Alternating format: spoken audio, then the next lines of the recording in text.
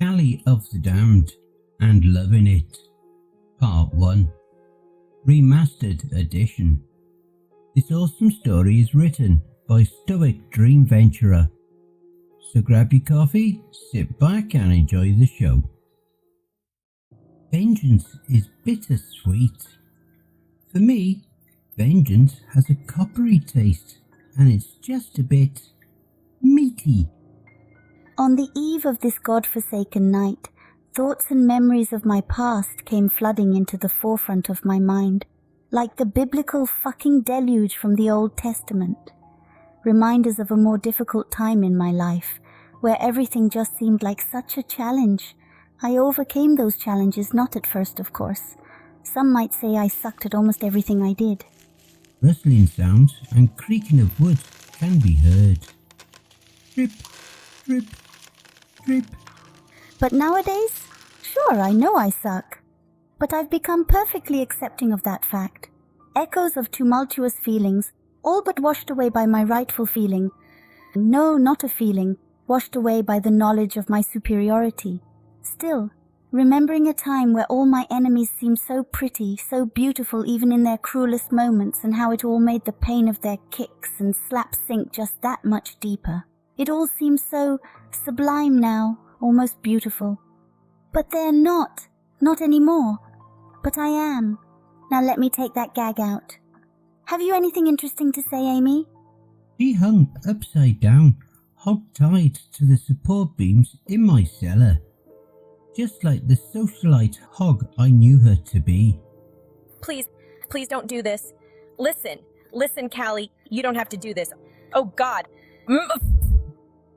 Oh, I don't. Well, thank you for your permission. Like, wow, I didn't know I could just stop. You've really opened my eyes. Almost wide enough anyway. Don't worry though. Shh. Your carotid artery is about to be open wide enough to make up for everything you and your precious plastic click did to me 20 years ago. Faint metallic scent of my previous prey mingled with the slightly musty smell of my cellar.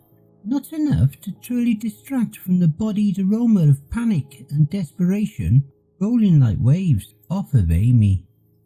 Building sensation of anticipation was nearly ruined by the ghosts of the seemingly endless days of school hell she and her clique subjected me to. Healing crushes they didn't even like, taking their virginity for sport, breaking the fucking law. They were seniors, but me and all my crushes were freshmen and sophomores. Never mind, I'm going to enjoy this. Muffled sobbing and pathetic thrashing can be heard. Amy, oh Amy, before your blood is mine, before I greedily suck away all of your sweet thick vitality and use you like a vanilla-flavored $4 gas station protein shake, I'll let you in on a secret. All 5 of your besties gave up your name and location first. I lied to each of them, saying I would spare them if they told me who to drain first. They all said, you, Amy, oh, and Amy, all of their husbands and yours. They have me as number 1 on their speed dials now. I knelt down and gripping her by the hair, purposely let her get one last eyeful of my eternal peak-conditioned body. Nobody would ever look at me and assume I wasn't a pre-graduation university student, let alone that I was pushing 40. I looked her in the eyes and willed her to be still. Of course, her inferior human nervous system complied. Well, less complied, and more like a deer caught in the headlights of a truck. When I began speaking to her, it started like a lover's whisper, but grew steadily to nearly ear-shattering volume. You know the real reason I'm doing this? Besides the fact that resulting state of mind I was in, which led me on a self-destructive streak after high school. Thanks for that, by the way. No. You did the same thing to me that you did to Sarah Bell. Do you even remember Sarah Bell? That year she lost her mother to cancer, and all you and your plastic clique had to say to her when she begged for your sympathy, for your mercy, was good for her. She was probably in a hurry to die, just so she didn't have to look at your pimply, freckle-covered pig face. Ha ha ha ha! Now, Amy, let me help you choke and die on your words. I faced her roughly towards my great-grandmother's silver-backed full-size mirror, where Amy could get a full view of her own condition and fate, and my clear lack of reflection. I unhinged my jaw, just within view of her peripheral vision, and I sank my fangs into her throat as my snake-like jaws gripped halfway around her neck. We both watched the mirror in those moments, one of us in the throes of death and terror, the other in the throes of ecstasy and victory. Before the light left her eyes, she witnessed her blood fill my stomach, veins and arteries before my image slowly materialized. Her last sight was her blood turning my cheeks rosy, my lips red, and the smile in my eyes. Before throwing all her clothes into my manor's hearth fire, I set her designer brand shoes aside.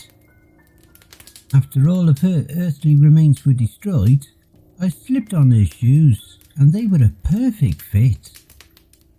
I couldn't resist a good pair of stilettos. They are one of my few weaknesses now. Ha ha ha ha! Now that Sarah Bell's revenge business is out of the way, I'll swing by my best friend's grave. See if maybe her ghost wants to hang out for a while. I'll just take a pinky bone if she does want to come with, and we'll have a great road trip. Besides though, her revenge is complete. I have more than a bone to pick with the demons Amy and her 5 friends made deals with. Good news! Sarah Bell is delighted to come along with me. Now, my best friend, let's see what the husbands are up to. They made deals with the same demons as their now expired wives, and one of them is bound to steer me in the right direction.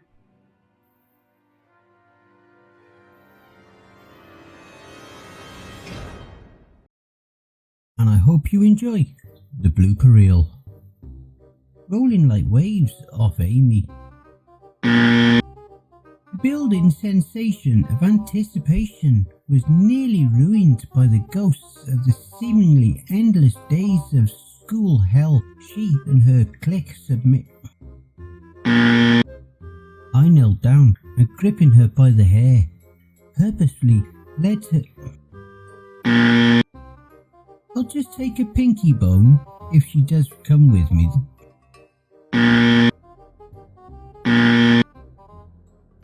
Hey family, please be so kind as to punch the like button and smack the ass of the subscription button as well. And remember to chokehold that notification bell and then select all. That way you'll receive all notifications each time I upload a new video.